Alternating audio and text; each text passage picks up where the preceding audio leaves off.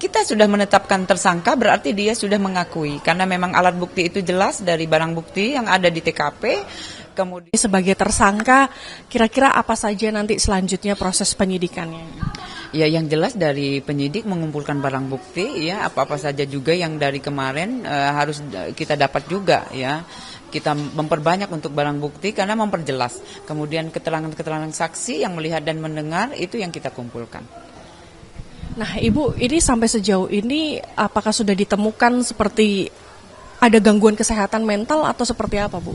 Ya kalau ini memang ahlinya kalau soal jiwa dan mental ya. Jadi kemarin juga sudah dimintain keterangan dari psikologi forensik. Itu kemudian hasilnya belum didapat. Tapi untuk sementara ini kalau kita melihat anak yang berkonflik dengan hukum, kemarin kita minta keterangan bisa menjawab ya. Jadi sudah mulai tenang dari pertama kita diamankan ya ke Polres Metro Jakarta Selatan dengan dia berdiam, kemudian juga seharian dia menangis. Lanjut besoknya ke besok harinya dia sudah bisa berinteraksi seperti biasa. Pelaku sendiri dia mengakui tindakannya nggak, Bu? Kita sudah menetapkan tersangka, berarti dia sudah mengakui karena memang alat bukti itu jelas dari barang bukti yang ada di TKP, kemudian juga dari keterangan saksi yang melihat dan mendengar kejadian, lanjut juga dari keterangan anak tersebut ya. Jadi alat bukti cukup untuk menentukan seseorang menjadi tersangka.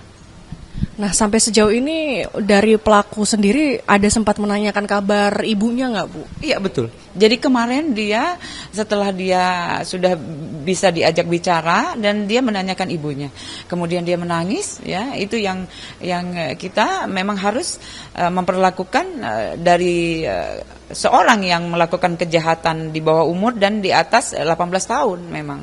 Gitu. Kalau sementara keterangan dari saksi seperti apa, Bu? Keseharian dari pelaku ini? Kesehariannya kita dapat keterangan dari tantenya terutama, kemudian dari tetangganya bahwa anak ini anak yang tergolong baik ya karena di komplek dari besar lahir di sana. Jadi sehariannya dia pergi sekolah, kemudian pulang, kemudian disapa juga dia menjawab. Memang selayaknya anak SMA kelas 1 ya Mbak, kelahiran 2010 berarti dia sudah 14 tahun. Kalau melihat hal ini tanggapan dari keluarganya, kemudian tetangga sekitar ini seperti apa, Bu? Karena kan lihat sehari-hari katanya dia ramah lah ya bisa dibilang.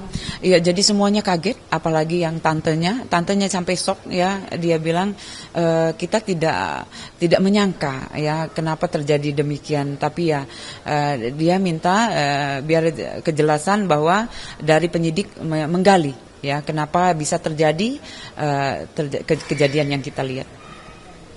Nah, Ibu, sekarang kondisi ibu dari pelaku seperti apa? Kondisi dari ibu kemarin dilakukan oleh Rumah Sakit RS Fatmawati operasi ya, tindakan karena memang penyelamatan. Kemudian kemarin setelah itu masuk di ICU. Untuk keadaannya sudah berangsur membaik karena sudah sadar, namun kita belum bisa berkomunikasi.